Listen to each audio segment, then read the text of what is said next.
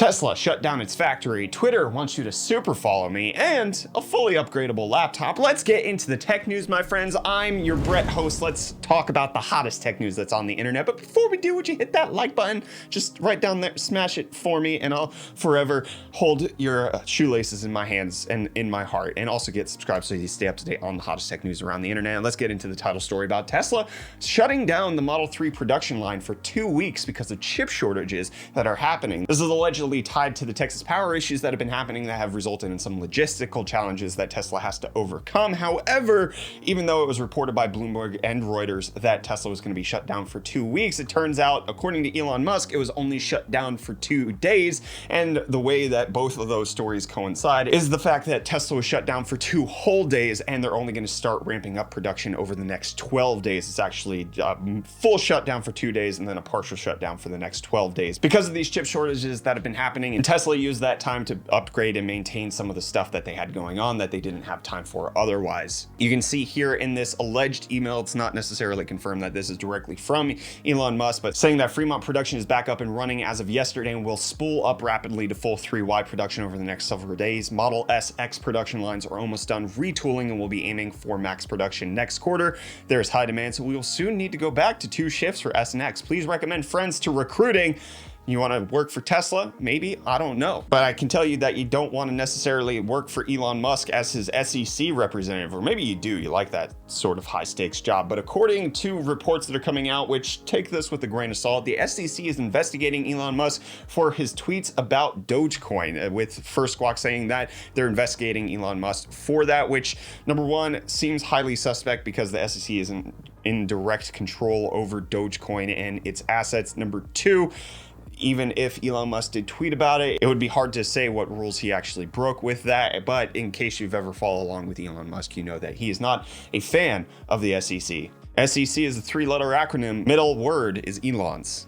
That tells you all you need to know about how Elon Musk feels about the SEC. Speaking of anti-union companies, apparently Amazon was running anti-union ads on Twitch, which Twitch, owned by Amazon, has now pulled those anti-union ads. This is apparently something that Twitch wasn't aware of and that they should have never been allowed to run on the service in the first place, and that they're evaluating its review processes to ensure that similar content does not run in the future. This is coming as an Amazon warehouse in Alabama is actually gaining some traction and potentially forming a union there, which Amazon is heavily against, and so they're advertising to their own platform about anti-union stuff, just in case you happen to work there and watch Twitch, I guess. That's how you do it. And how you're going to do Twitter is about to change, with Twitter during its analyst day announcing some new features that they are planning on rolling out in the near future. Number one is a safety mode that will automatically block mean tweets from people who are doo-doo heads in the past. So they will just make sure that if somebody who has been a name caller and a rude person in the past, when they tweet at you, you won't be able to see their stuff, because I don't like being told that my head looks like a fuzzy watermelon. Okay, it's not something that I appreciate, and I hope it gets banned. Number two is now you're going to pay me because they want you to super follow and tip, as well as follow groups. That's something that they're going to be implementing. The follow groups is kind of like Facebook groups, but now on Twitter, whereas the super follows is essentially like Patreon on Twitter, where you get access to like exclusive content that's going on, and then you have the option of tipping creators directly so that you can just give them money for being people on the internet. And as a person on the internet, I actually appreciate this next article about Apple, which I know I crap on them a lot. We talked yesterday about how their M1 MacBooks are potentially dying because they don't have any foresight and they just want people to buy their new stuff. Anyways, they're training Siri to detect and adapt to users who stutter using research and podcast catalog. This came out of a Wall Street Journal report that not only Apple is doing this, but Google is working on it with their assistant.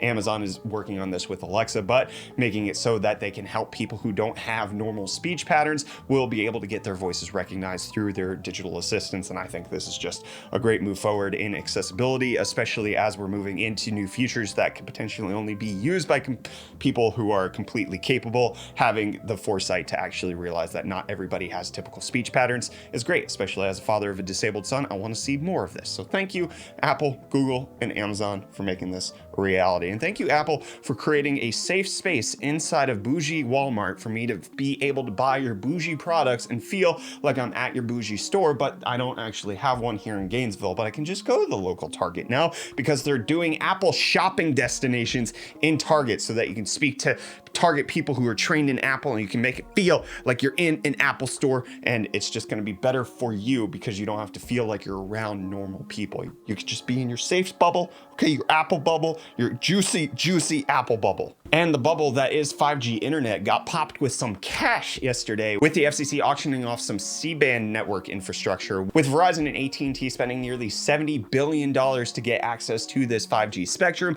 and T-Mobile spent about $9.3 billion.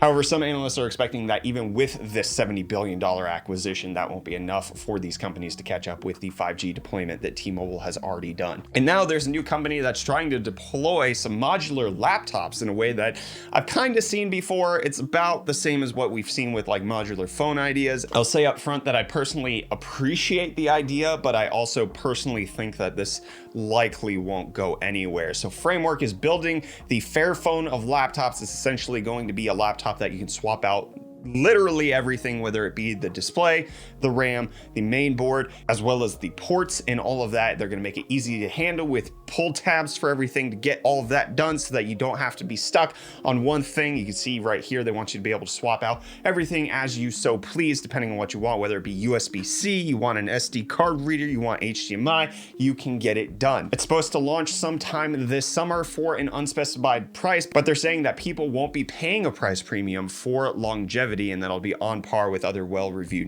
notebooks with similar silicon, which tells me either that that's not true completely, or number two, they're going to be using garbage parts that are going to fall apart easier, because there's no way you implement this modularity and this just more complexity to this and you can still charge the same price as everybody else unless you're choosing not to make a profit, because you're just going to try to sell as much volume as possible and then get bought out by one of the major manufacturers. And this is actually a play to get bought out and go public and just raise all your money and then get out as an exit strategy. But if this is actually something that you're trying to make a profit from, there's no way you're charging the same price for something that has more features than a typical laptop. That's my opinion on this. What do you think of the Framework laptop? Let me know down below in the comments. And you can also let me know what you think of this week's episodes of Hot News. My friends, we launched a very important video over on UFD Tech, which you can check out right there. You can also check out this playlist of all the episodes of Hot News that we released this week in case you missed any of the tech news that's been going on, and you can hit the subscribe button right down there. I've been your Brett, host this entire week, and I'll see you